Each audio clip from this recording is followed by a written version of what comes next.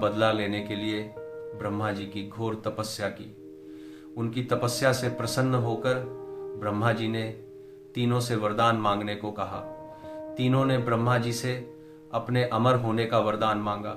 ब्रह्मा जी ने अमरता के अलावा कोई दूसरा वरदान मांगने को कहा। इसके बाद उन तीनों ने कुछ देर तक इस पर बहुत विचार किया और फिर ब्रह्मा जी से कहा, आप 3 अलग अलग नगरों का निर्माण करें जिसमें सभी बैठकर पूरी पृथ्वी और आकाश में घूम सके। 1000 साल बाद जब हम मिलें तो हम तीनों के नगर मिलकर एक हो जाएं। जो देवता तीनों नगरों को एक ही बाण से नष्ट करने की क्षमता रखता हो वही हमारी मृत्यु का कारण बने। उन सब की नजर में यह एक असंभव कार्य था।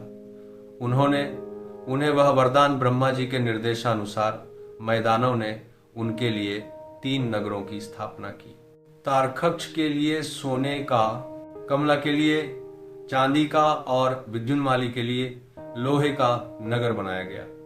तीनों ने मिलकर तीनों लोकों पर अपना अधिकार जमा लिया। इंद्र देवता इन तीनों राक्षसों से बहुत भयभीत हुए और भगवान शंकर की शरण में गए। इंद्र की बात सुनकर भगवान शिव ने इन दानवों का नाश करने के लिए एक दिव्य रथ का निर्माण किया। इस दिव्य रथ की हर एक चीज देवताओं से बनवाई गई थी। चंद्रमा और सूर्य से पहिए बने। इंद्र, वरुण, यम और कुबेर रथ के 4 घोड़े बने। हिमालय धनुष बने और शेषनाग प्रत्यंचा बने। भगवान शिव खुद बाण बने और बाण की नोक अग्निदेव स्वयं बने। इस दिव्य रथ पर भगवान शिव स्वयं सवार हुए। देवताओं से बने इस रथ और तीनों भाइयों के बीच भयंकर युद्ध हुआ। युद्ध करते समय प्रभु लीला से एक ऐसा समय आया जब तीनों रथ एक ही सीध में आ गए।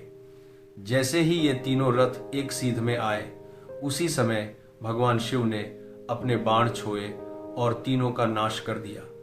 इसी वध के बाद भगवान शिव को त्रिपुरारी कहा जाने लगा था।